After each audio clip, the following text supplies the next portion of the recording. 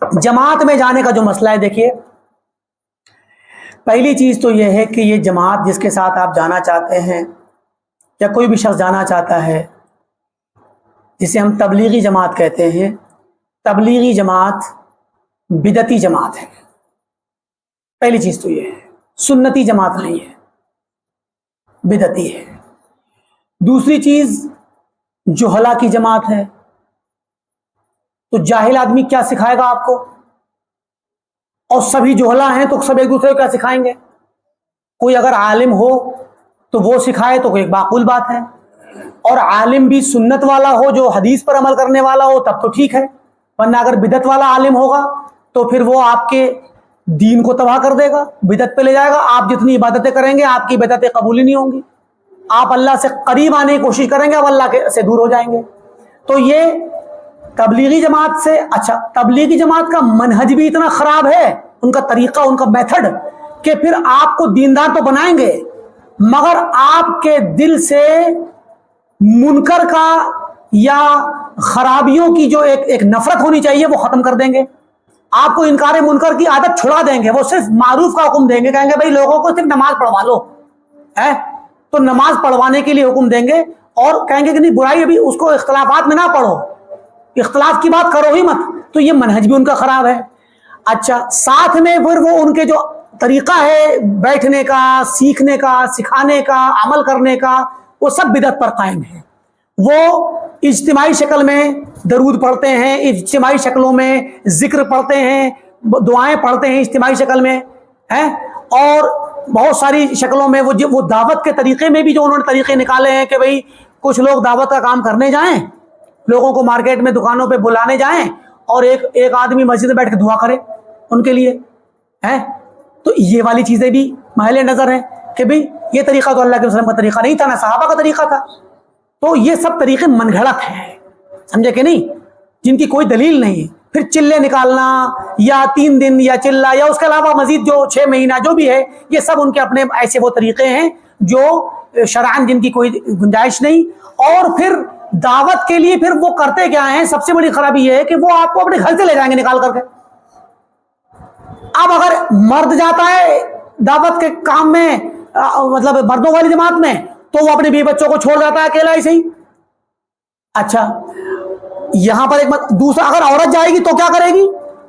خاتون، اگر خواتین کی سوال خواتین کے متعلق ہوا ہے تو خاتون اگر جائیں گی تو پھر گھر برباد ہوگا ان کا، شوہر کے حقوق کون ادا کرے گا اور بچوں کے حقوق کون ادا کرے گا؟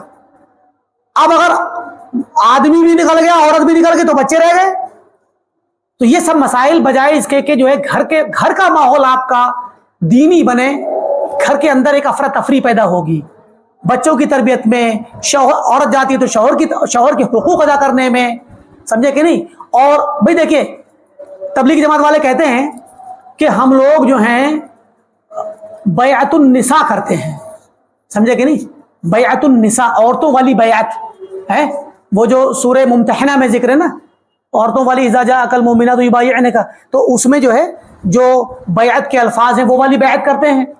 تو شروع کے وقت میں چونکہ مکہ کے دور میں جہاد فرض نہیں تھا تو مردوں سے یہ والی بیعت لی جاتی تھی، اور جب جہاد فرض ہو گیا تو یہ والی بیعت عورتوں کی ہو گئی جو ممتحنہ میں ذکر ہے۔ تو اب کیا ہے، تبلیغی جماعت والے آپ کو عورتوں کی بیعت کرا کے ان والے کاموں میں لے جائیں گے کہ عبادت کے لیے اور ریاضت کے لیے لے جائیں گے۔ ہوگا کیا کہ جس خاتون کو اللہ تعالیٰ نے جہاد پر جانے سے منع کیا، عمومی طور پہ قانون ان کے لیے حکم نہیں کہ وہ جا کے صفوف میں کھڑی ہوں اور جنگ کریں اور لڑائیاں کریں، بلکہ یہ مردوں کے لیے ٹھیک۔ ہاں اتنا ہے کہ وہ ضرورت کے لیے جائیں گی، علاج معالجے کے لیے، پانی پلانے کے لیے، کھانے بنانے کے لیے جائیں گی، لیکن عموماً فوج کی شکل میں نہیں جائیں گی۔ تو آپ صلی اللہ علیہ وسلم سے صحابیات نے پوچھا تھا یا رسول اللہ کہ مردوں کے لیے جہاد میں جانا ہے، ہمارے لیے نہیں ہے، تو آپ نے کیا کہا تھا کہ عورت اگر اپنی 5 وقت کی نماز پڑھے اور اپنے رب کے حقوق ادا کرے، اپنے شوہر کی اطاعت کرے اور شوہر کے حقوق ادا کرے، اس کے مال میں، اس کی عزت میں، اس کے گھر میں اس کی حفاظت کرے، امانت داری سے کام لے، تو کیا ہوگا؟ اس سے کہا جائے گا کہ جنت کے 8 دروازوں میں جس سے چاہے داخل ہو جائے۔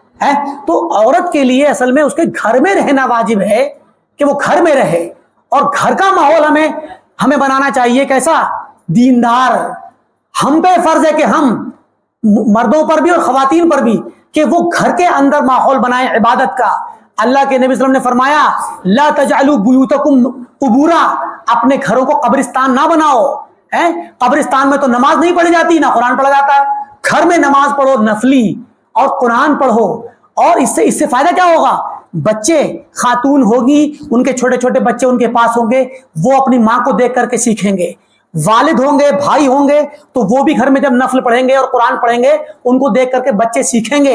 اور جب گھر کی تربیت ہوگی بچوں کے لیے اور جب یہ ماحول تیار ہوگا تو ایک وقت ایسا آئے گا کہ پھر تبلیغی جماعت کی ضرورت نہیں پڑے گی باہر نکلنے کے لیے. ہم نے تو سنت کو چھوڑ دیا تو تبلیغی جماعت جیسی بدعتیں ہمارے سروں پہ سوار ہو گئی. جب ہم نے اللہ کے نبی صلی اللہ علیہ وسلم کی سنت پر عمل ہی نہیں کیا اور طریقے نبوی کو ہم نے اختیار ہی نہیں کیا، اور ہم نے جب اپنے گھروں میں اللہ کے دین کو نافذ نہیں کیا اور ہمارے بچے جب بگڑ گئے تو انہیں بگڑے ہوئے کو ہم چاہتے ہیں کہ ان کو بھیج دے کہ جاؤ بھائی جماعت میں جا کر کے 40 دن کا چلہ لگا کے آؤ تاکہ تم دیندار ہو جاؤ. اور اب پھر وہ کیا کرتا ہے؟ وہ زندگی بھر جماعتوں میں ہی گھومتا رہتا ہے اور سارے کام چھوڑ دے گا، ساری دنیا سے غافل ہو جائے گا اور پھر دوسروں کو بھی چاہے گا کہ وہ بھی پھرتے رہیں، گھومتے رہیں اور دنیا کو، زندگی کو چھوڑ دیں اور زندگی معطل ہو جائے اور خالی جماعتوں میں گھومتے رہو. اور بڑا مزہ بھی اس میں ان کو آتا ہے. دنیا بھر میں، ہندوستان بھر میں سفر کریں گے اور باہر بھی جاتے ہیں اور باہر والوں سے ملاقاتیں بھی ہوتی ہیں، تو یہ ایک تفریح کا بھی ذریعہ بن جاتا ہے. لیکن ہوتا کیا ہے اس کے نتیجے میں کہ مرد جو ہوتا ہے وہ اپنی بیوی، اگر شادی شدہ ہے تو بیوی بچوں کے حقوق بھول جاتا ہے، اور اگر غیر شادی شدہ ہے تو اپنے ماں باپ کے حقوق بھول جاتا ہے، نہ ان کی خدمت کر پاتا ہے، نہ خود ذمہ دار بن پاتا ہے کہ وہ روزی کمائے، روٹی کمائے تاکہ اپنے بیوی بچوں کو، اپنے ماں باپ کو پال سکے، ان کے حقوق ادا کر سکے، بلکہ وہ صرف عبادت کے نام پر اور دعوت کے نام پر کھو جاتا ہے، ضائع ہو جاتا ہے. اللہ تعالیٰ ہم تمام کو سنت پر قائم رکھے اور بدعتوں سے بچائے، اور ہم جب تک دنیا میں قائم رہیں وہ سنت پر قائم رہیں اور بدعت سے دور رہیں. والسلام علیکم ورحمۃ اللہ وبرکاتہ. اب اذان ہوگی پھر انشاءاللہ آئندہ ہفتے انشاءاللہ باذن اللہ.